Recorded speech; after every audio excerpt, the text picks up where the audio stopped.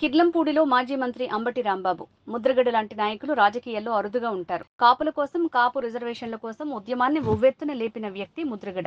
రాజకీయాల్లో నష్టపోయిన ముద్రగడ తన కులాన్ని ఏనాడు ఉపయోగించుకోలేదు. కాపునాడు సమావేశం సమయంలో ముద్రగడ టీడీపీకి రాజీనామా చేసి ఆ సమావేశానికి వచ్చారు. ఆ సమయంలో వంగవీటి జైల్లో ఉన్నారు. కేవలం ఒక సవాల్ని స్వీకరించి ముద్రగడ తన పేరును మార్చుకున్నారు. పేరు మారినా ముద్రగడ ముద్రగడే. అందుకే ముద్రగడను అభినందించాలని కీర్లంపూడి వచ్చాను.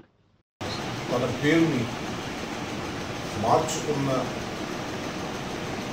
మార్చుకున్నారని తెలిసిన దగ్గర నుంచి, అధికారంగా తెలిసిన దగ్గర నుంచి, గుంటూరు నుంచి ప్రత్యేకంగా వచ్చి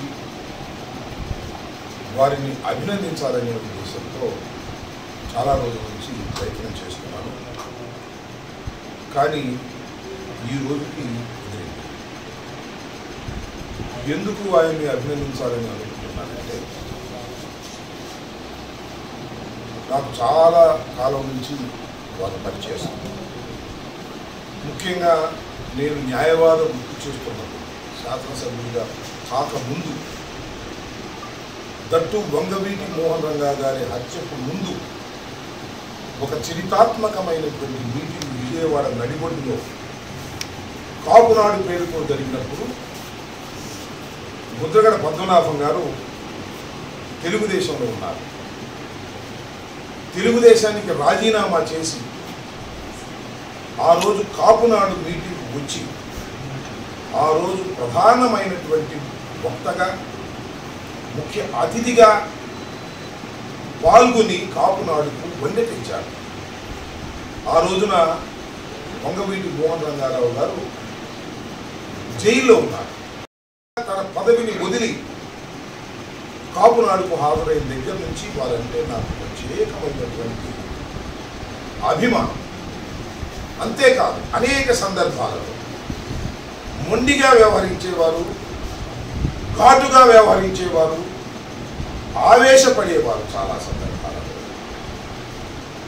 కాపుల కోసం,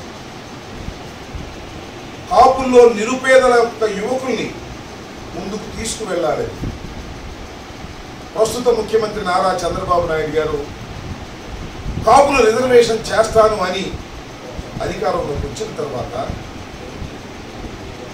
ఆ రిజర్వేషన్లకి ఆయన ఏమాత్రం ప్రయత్నం చేయనప్పుడు వెత్తున ఉద్యమం లేచింది అంటే దానికి కారణం ముద్రగడ పద్మనాభం గారు. ఒక మాటలో చెప్పాలంటే ఆయన కుల అహంకారి కాదు, కుల తత్వవాది కూడా కాదు.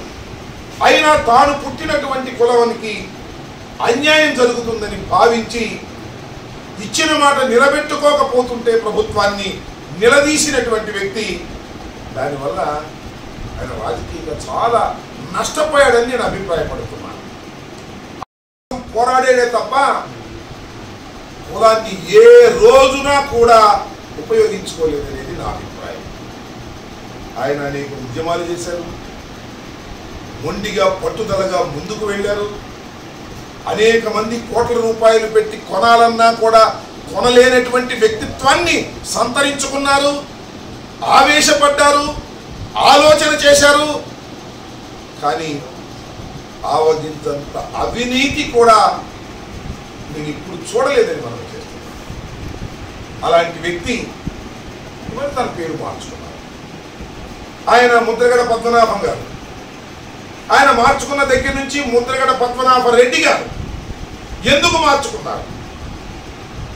ఒక సవాలును స్వీకరించి తాను పేరును మార్చుకున్నారు. నాకు ఊహ తెలిసిన దగ్గర నుంచి చూస్తున్నాను, మీరు కూడా ఊహ తెలిసిన దగ్గర నుంచి చూస్తుంటారు. అరే ఈ పని కాకపోతే నా పేరు మార్చుకుంటారా అన్న వాళ్ళను వేల మందిని చూశా, లక్షల మందిని చూశా.